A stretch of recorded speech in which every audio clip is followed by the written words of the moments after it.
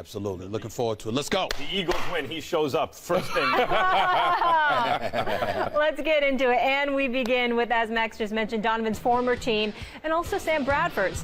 Josh Huff returned to kickoff 98 yards for a touchdown. Carson Wentz outplayed Bradford, and the Eagles beat Minnesota 21-10 on Sunday, handing the Vikings their first loss of the season and Bradford's first trip back to Philly since being traded 8 days before the season. So the Eagles are now 4-2, second in the NFC East, one game behind the Cowboys, who they play Sunday night in Arlington. It is going to be good.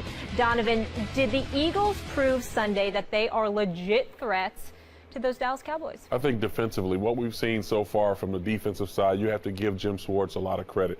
Blitzing a secondary member, a safety or a corner, 13 times in that game. Leading up into that game, he only blitzed them 13 times, leading combined in all the games. So I think what he understood was how soft the offensive line was going to be, and to allow another rusher to come in and force Kyle Rudolph and the running backs to block would win in their favor. And I think offensively, what we're going to have to see from the Philadelphia Eagles, they're going to have to run the football a little bit better.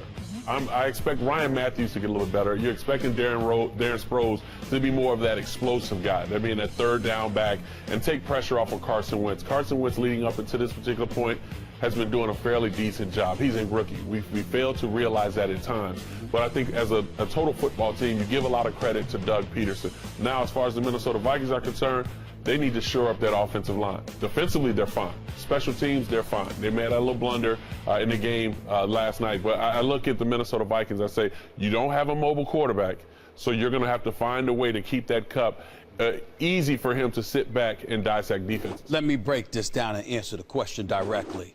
I'm not really convinced right now about the Philadelphia Eagles when it comes to the Dallas Cowboys. Let me just put it out there. The defense is big time. Yes. Schwartz is doing a phenomenal job. But Carson Wentz has had relatively pedestrian performances on the offensive side of the ball. B, and more importantly, I still have some residue from that Redskins game when you gave up 230 yards rushing to the Redskins, particularly Matt Jones. When we talk about the Eagles in comparison to the Dallas Cowboys in the NFC East, you can't think about the Dallas Cowboys in any kind of affectionate or just a confidence factor. You can't look at them in that fashion without thinking about two things: their offensive line and Ezekiel Elliott. And we ain't even taking into account Alfred Morris and Darren McFadden once he comes back. The reason I bring those names up is because they are literally a team, if they chose to do so, who could run the ball 70% of the time, and no one would blink. Why? Because that offensive line is so massive, so effective, so potent, that it could literally beat you up and wear you down. And so when I think about the Eagles pertaining to what I saw yesterday and looking at it this season, Max, I think of it from the perspective of, okay, you can play. You definitely deserve to be respected. Doug Peterson is a clear upgrade from Chip Kelly. No doubt about it. And Schwartz is big time as a defense coordinator. No business being a head coach this time. I mean, let him wait a couple of years and then get another head coaching job. But as a defensive coordinator, there's nothing to question here. But offensively, when I look at the Philadelphia Eagles, I got questions about how much points you could put up, because really Jordan Matthews is your only reliable option with Carson Wentz. And on the defensive side of the ball, I don't give a damn that the Vikings, that you shut down the Vikings. I'm sorry, was Adrian Peterson there yesterday? I don't think he was there yesterday. I think he's been injured. I think he's been out. I think one of the greatest runners in the history of the NFL has been out. He did not play. So because of that, I'm not caught up in it. I'm still concerned. I wish I could say differently, because I would love for the Eagles to be better than the Cowboys, but I'm not sure.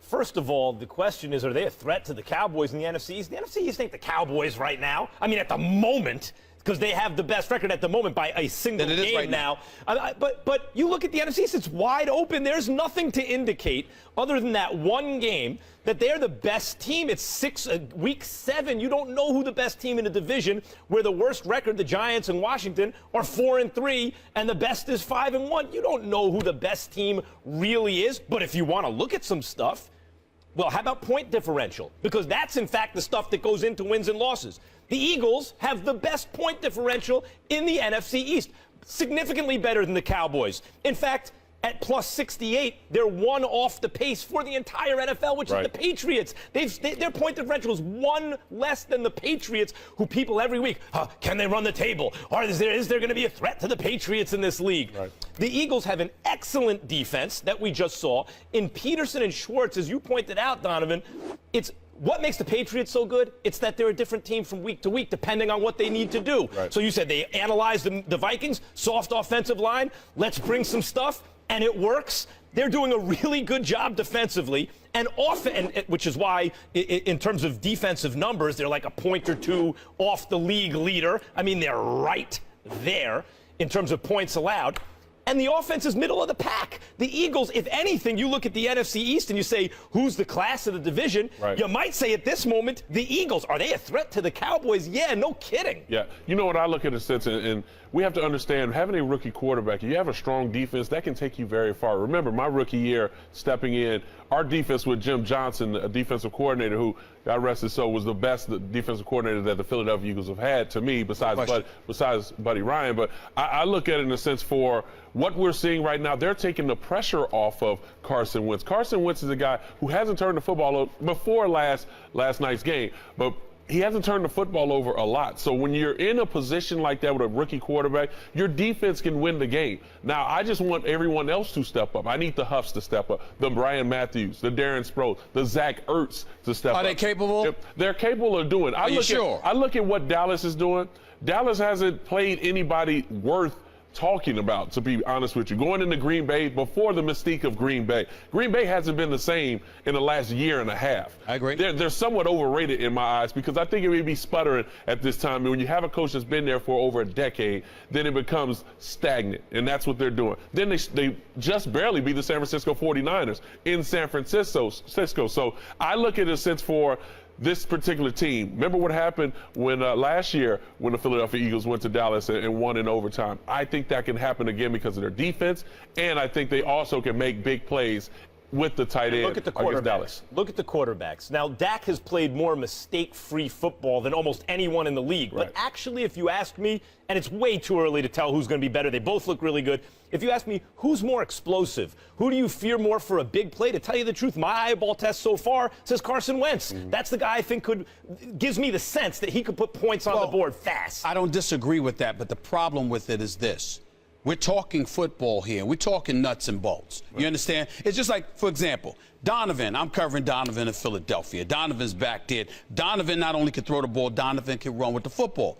You see how big this boy is? You understand what I'm saying? I mean, it's something. They got to look at you and like, you ain't arm tackling Donovan McNabb. It's just not going to happen. Everyone knew that, so you had to send the house towards him. I'm saying that now. Juxtapose that to an offensive line in Dallas. You got 5 big boys, meat and potatoes. I mean, it's what they live for. They want the ball. They want to sit there and beat you into the ground. And then you got a young lion like Ezekiel Elliott who's saying, yeah, give me the ball, because not only am I going to bust through these holes, but even when I don't, I'm going to make you pay for trying to tackle me. Now, I don't like, I can't even tell you how sick to my stomach I am that I have to be complimentary. I was a little worried about that. I'm very sick to my stomach. But let's be real about this here. We're thinking philosophically. If you're watching a team that throws the football all day long but has no running game and has no defense, you're not worried about them winning the Super Bowl. But even if your defense is suspect, but you got an offense with a beefy offensive line who loves to run the football and can beat you up, not just with one dude, but with 3 of them, because of how potent their offensive line is. If you are the Philadelphia Eagles, the one time this year I have seen you go against a team who resembles that kind of team in that moment was the Redskins. Redskins never looked like that in the games prior to the Eagles, but against the Eagles, Matt Jones was running over dudes. I'm concerned about it in that regard. Defense, I mean, I hear what you're saying, styles make fights, but what do you like, the defense or the offense? Because when you really look at it, Dallas, although the secondary's been playing very smartly so far. Exactly. In fact, Dallas has a middle-of-the-pack type of defense and an elite offense because Dak doesn't turn it over and the line. And you because that offensive line runs, they can run. And the Eagles are the opposite. They have a kind of middle-of-the-pack offense and an elite defense. What do you like? I like defense. I'm going to take Jim Schwartz over Rob Marinelli, and I don't say that because I like blitzing. If you're going to apply pressure to a quarterback, force him to get the ball out of his hands, because we know the security blanket is Cole Beasley and also, with Jason Witten. If you can force him to get the ball out quicker than usual, it works in your favor. And then that's why I lean more to the Philadelphia Eagles. Here's the question. Can you force Dallas to do that if their running game is potent? If you put 7, 8 in the box, now you force them to pass the ball. They're not going to run versus 8 in the box with a safety with Malcolm Jenkins sitting up in that A-gap or ready to follow Ezekiel Elliott, so it works in your favor. And then the turnovers start to happen. There you go. Quarterback has to start to try and we don't lose too many times. Sunday Night Football, going to be a great litmus test, and we want you guys to weigh in on Twitter. After Sunday's performance against the Vikings, are the Eagles legit contenders to the Cowboys? We'll share those results a little later in the show. But moving on here, gentlemen, let's focus on Bradford. He was sacked 6 times and had his first 3 turnovers this season. Mike Zimmer put some of the blame on the O-line, calling the O-line soft and the loss embarrassing. Donovan, did Sunday prove the Vikings can't win the Super Bowl with Bradford at the helm? I won't say that. I think in a situation when you watch film, you can get guys in there or possibly add another blocker to help out. Now, who would that blocker be? That's the question that we're trying to figure out, because Kyle Rudolph struggled as well as Asada. I think when you look at what they've been doing, it's been intermediate passing game. We talk so much downfield, but it's been the intermediate passing game, and that's what makes Sam Bradford as good as he is, being able to complete 68% of his passes from 15 and under. Now, he's hitting Diggs, he's hitting Kyle Rudolph, he's hitting some of the running backs. It hasn't been the downfield throwing that we've all been looking for from a Norv Turner's offense, but they've been very effective. And that's exactly what made Philadelphia's defense so successful, from sitting on those intermediate routes. And when you do that and blitz, now he holds the football. I got you. But going back to your point about the quality of competition that you alluded to when we were talking about the Eagles, Dallas, and all this stuff in the first segment, I'm looking at Minnesota's schedule. Tennessee, Green Bay, Carolina without Josh Norman, not the same defense they were this year. New York Giants, don't get me started. And then, of course, the Houston Texans without the man, J.J. Watt. So you take all of those things into consideration. Who did Minnesota really go up against? Then you got your offensive line here. You got Matt Khalil. He's out, torn labrum. He's out for the rest of the season. He was struggling while he was there. You got Andre Smith. He's out. So you're depleted on your offensive line. This is why I didn't have confidence in Sam Bradford. Do I think he's an upgrade from Teddy Bridgewater in terms of throwing the ball deep? Yes. Pocket passer, yes, but not when it comes to wheels. He's a stationary target. So if he is a stationary target that we're talking about, then I have to look at Sam Bradford's history. I have to look at, how fragile he appears to be. I also have to look at the requisite weapons. Kyle Rudolph is good, but at the same time, I'm not going to confuse him with Rob Gronkowski or even Jordan Reed of the Redskins. I'm not doing that. Stephon Diggs is a growing stud, but his health has been questionable. Who else you got, particularly with Adrian Peterson out? So when I look at it, you're telling me that I'm supposed to believe in Sam Bradford, who has a below 500 record, coming into the season like 25, 37, and 1 until he started winning a few games with Minnesota over the last 3 or 4 games. The guy has been fragile. He has not been reliable, even though he's had big moments. At the same time, he's had very suspect moments.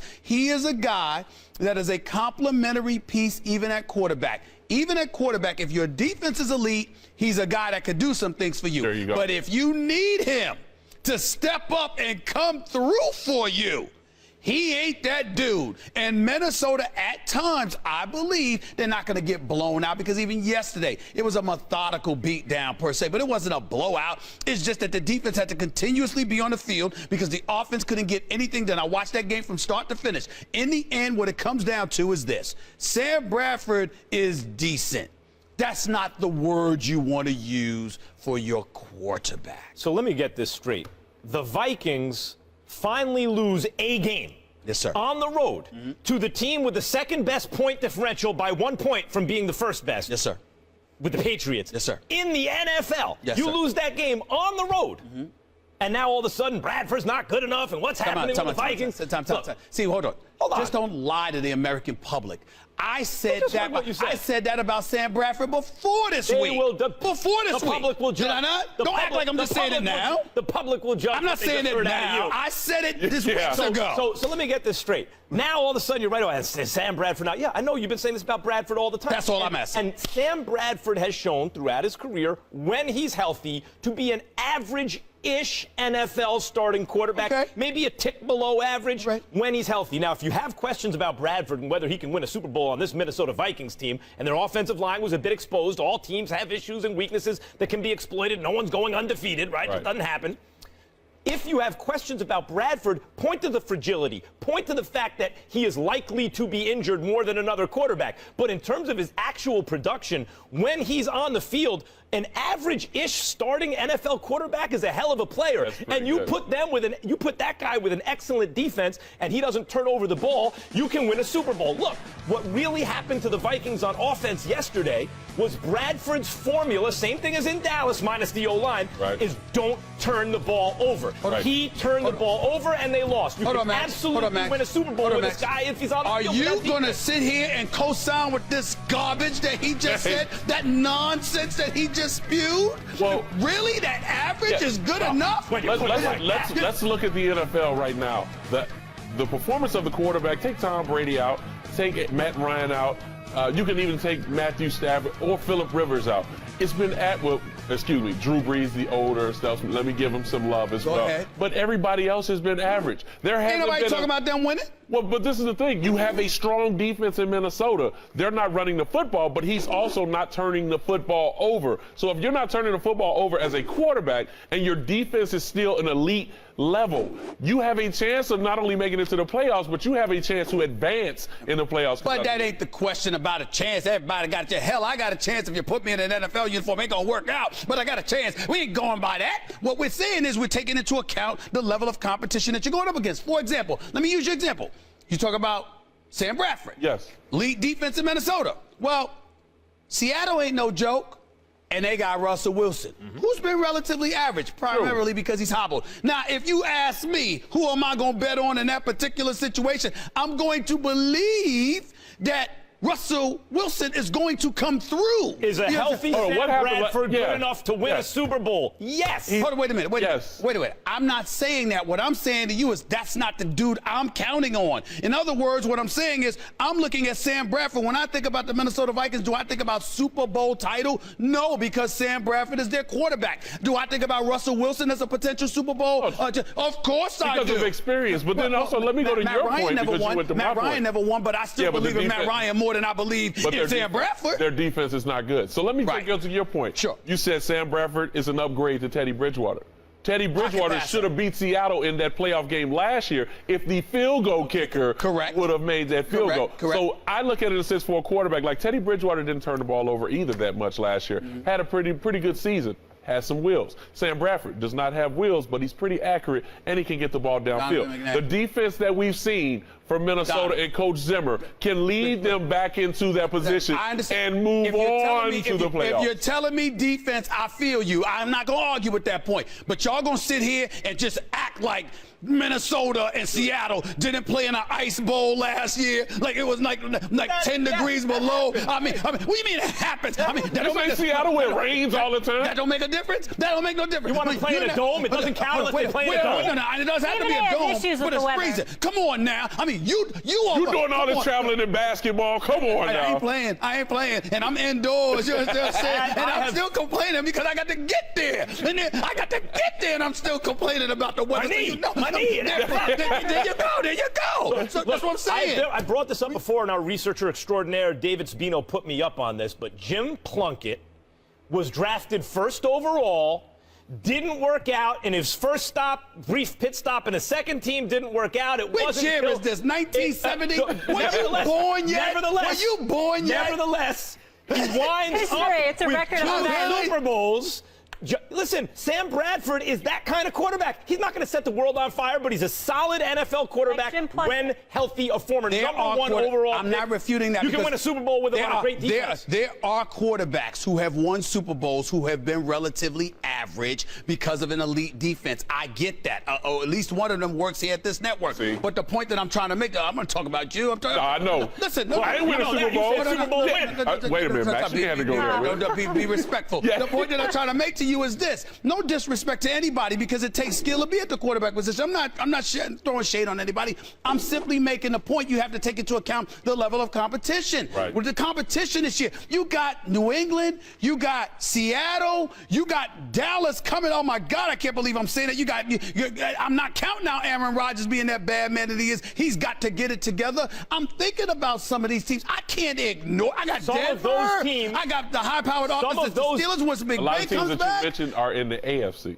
But even so, some of those A teams. couple of them are in the NFC. The A couple of them defense. Besides Seattle. You're not convincing me, defense Stephen of A. the They're other both team, going yes. but the defense of the other team doesn't necessarily, some of those teams you mentioned, doesn't necessarily turn a quarterback into a lesser version of themselves. The Vikings defense can turn a special quarterback into an average quarterback, even if you consider Sam Bradford average. My last point is this. When I mention somebody like Dallas, here's the reason why it resonates with me. As suspect as their defense might be, it might bend but might not break. I know they could put up points. And I think if you put Minnesota in